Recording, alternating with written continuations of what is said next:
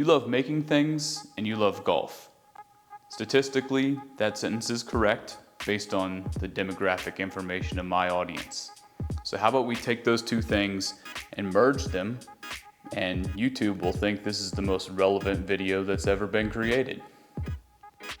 I know you don't know what's going on yet, but I gotta get ahead of the game. So joint, cut, glue up, see you tomorrow.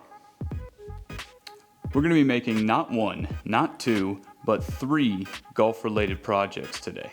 We got that glue up started yesterday, but we need to make some cuts next for some patterned plywood ball markers. Obviously, patterned plywood looks better if you use Baltic birch, but I understand if you don't want to pay black truffle prices for plywood. It's just not going to look so good if you use lower grade stuff. These ball markers are going to be a hexagon, which I can achieve by gluing together 3 rhombi.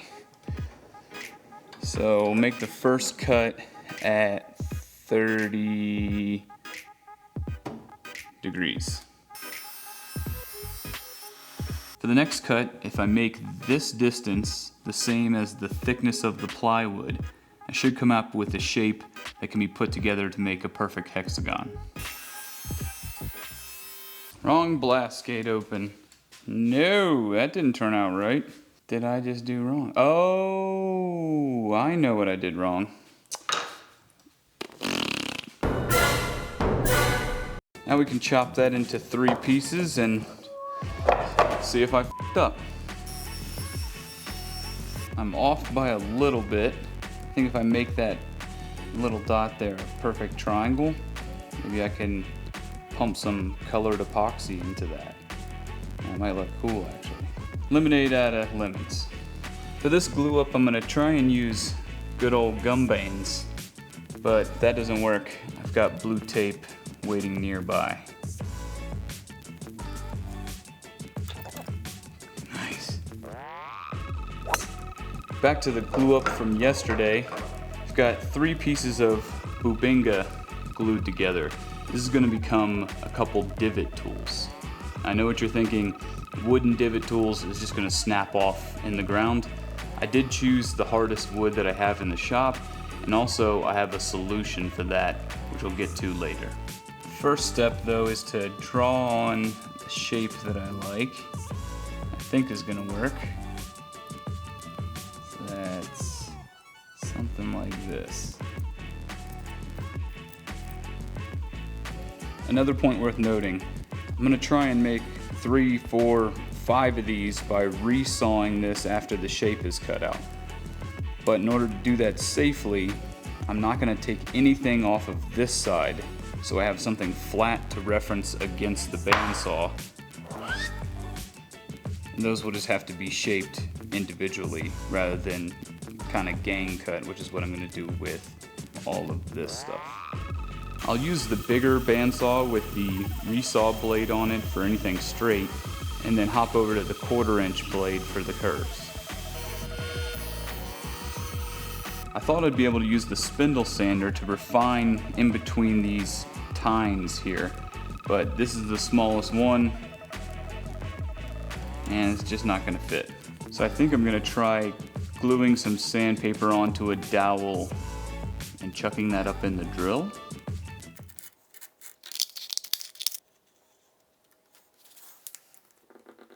Super glue not stick to because of this wax backing.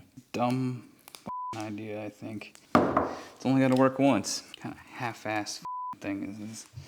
What the fuck? Okay.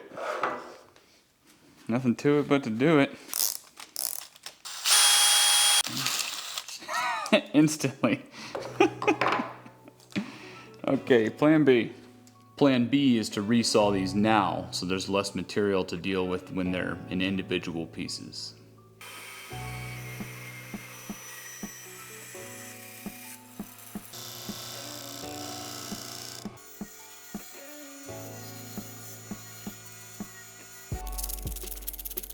With the hole wallered out a little bit more, I still can't fit it onto the smallest spindle, but I can drop it on.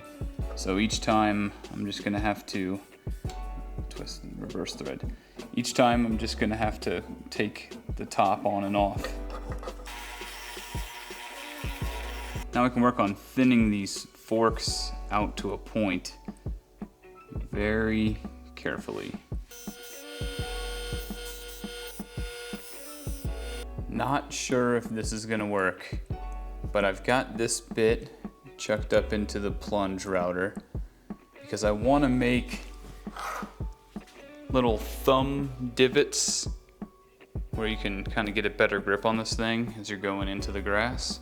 So what I'm going to do is double stick tape this down to a piece of plywood, put a little frame around it so the router base has something to register against, and then set the plunge depth to kind of just barely go into the divot tool. Yeah.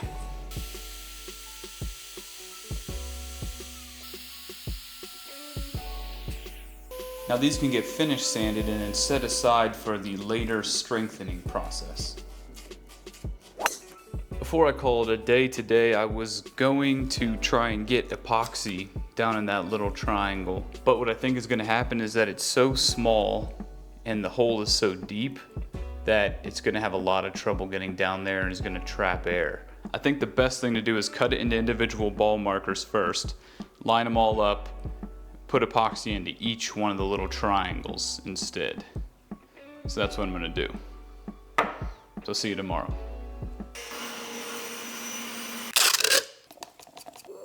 These can go sit for 24 hours and we'll switch gears to the next project. This one's gonna require some figuring because of a method that I believe in, which is perform router and drill press operations on the biggest piece that you can, just for safety and accuracy. So let me draw some layout lines real quick.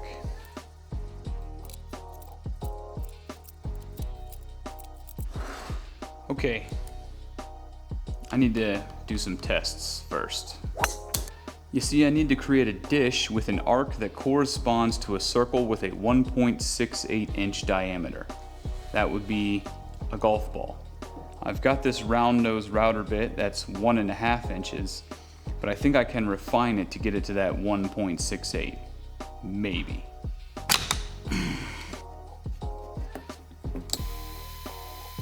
Adhesive back sandpaper.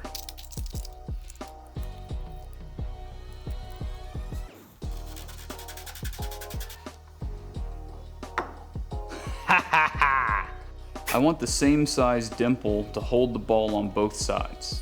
Therefore, after some math, I need to waller out 9/16 of an inch on each side. And I'm going to do that with a 2-inch Forstner bit, which I've never used before.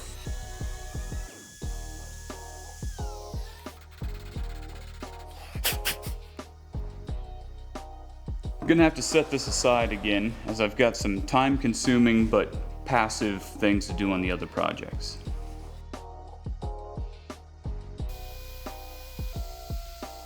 So I made a rookie mistake and didn't seal this plywood with something before I poured the red epoxy.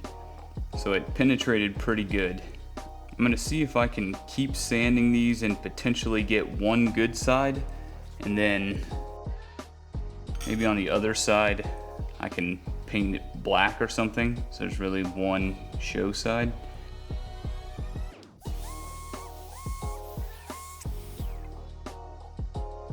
Yeah, that's pretty thin.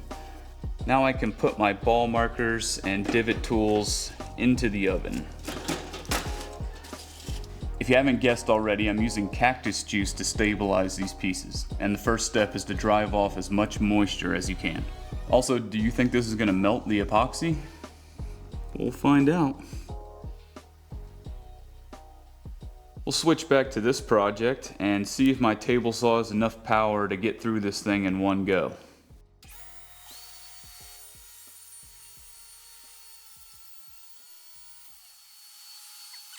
Then we'll make them a little thinner.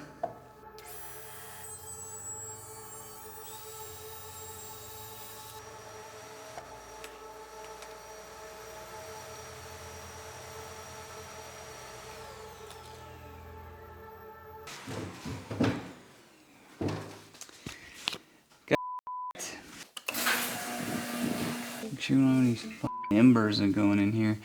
Let's take that in a couple passes.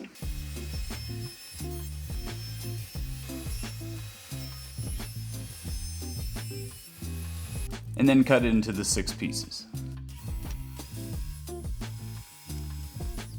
These have been in for a few hours, so they're ready to come out. We'll immediately put them into a Ziploc bag because they will start to pick up moisture from the air as they cool. Done. New day and we're ready to start our Cactus Juice procedure. So I'll put all my pieces in the bottom of this bucket. And then weigh it down with this length of chain to prevent anything from floating up.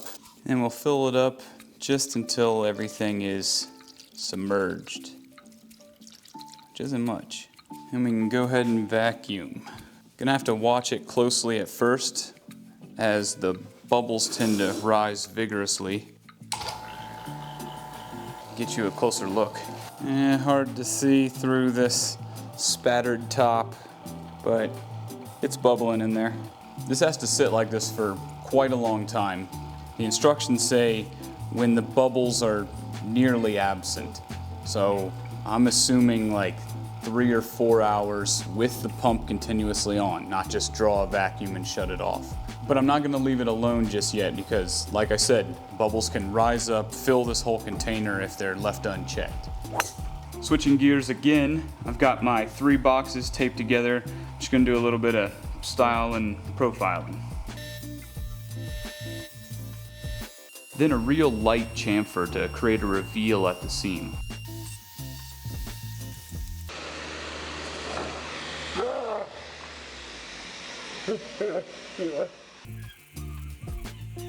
This has been going for 6 hours and the bubbles have stopped, so I'm gonna kill the vacuum and bring it back to atmospheric pressure. And it needs to sit like this for twice as long as it was under vacuum. So if you think about it, the vacuum pulls the air out of the wood, but it's not filled with resin yet. During this stage, that resin is gonna get back into the wood. I don't know about you, but I hate installing hinges. Like just the pressure of trying to line up all 4 holes. And if you're off by a little bit and the lid opens all cattywampus, especially these little fiddly ones. What am I supposed to pre-drill with? I have nothing small enough. Baby screws. What do I gotta do? 1, 2, 3, 4, 5, 6, 8, 24 of these little screws. And little screw. Baby screw. I think we're ready to cook these puppies. We'll wipe down the excess. Get them on the rack. Make sure that nothing is touching. The oven is set to 200 degrees and we're gonna leave it in here for like, I don't know, 3 or 4 hours probably. The cool thing is that there's not much waste. This stuff can go right back into the can and it's good for next time.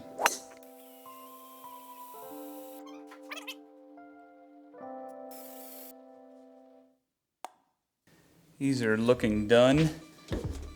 So I'll pull them out now, and while they cool, I can finish the boxes. I feel like I should explain these boxes. You're in the rough looking for your ball. You're not gonna find it, but you come across a pristine Pro V1. You're like, oh, I'm gonna save that for a special occasion. Then you get up to a par 3, no hazards in the way, and you're like, this is my hole-in-one. You open up your box, pull out your found Pro V1, mwah, knock it down.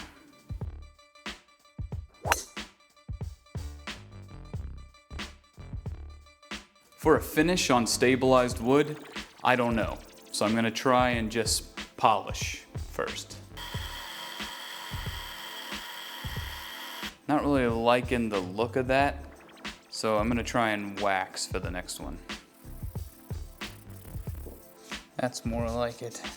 That looks significantly better. The ball markers didn't turn out perfect, but it is what it is. So let that be a lesson. Always seal before you use colored epoxy. I wish I would have weighed these beforehand because they're considerably more dense. All in all, I'm pretty satisfied with the stabilizing process. And the "this is the one" cases are a fun novelty item. I had fun with those builds, and I hope you had fun watching. Consider subscribing. See you on the next one.